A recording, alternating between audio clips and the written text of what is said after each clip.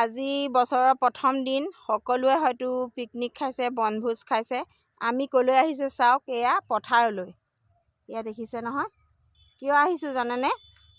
এইগৰাকী হৈছে আমাৰ জা, এখেত থাকে ধেমাজিত।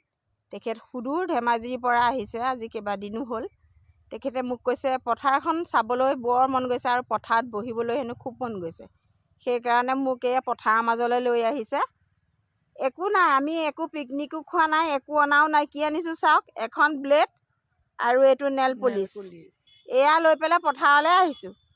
তেখেতৰ মানে নৰা চাবলৈ খুব মন গৈছে হেনো, পথাৰ চাবলৈ। এয়া চাওক পথাৰ, কওক কিবা এটা। ইমান ধুনীয়া লাগিছে নহয়, আকাশৰে পথাৰখিনি গোটেই ভৰি আছে নৰাৰে। ইয়াৰ মাজত বহি ইমান এটা দুখৰ পৰা নহয় আনন্দ এটা লাগিছে, মই মানে প্ৰকাশ কৰিব পৰা নাই। কেঁচা মাটিৰ গোন্ধ নহয় জানো? কেঁচা মাটিৰ গোন্ধ হয়। আৰু কিমানেই ভাল লাগিছে।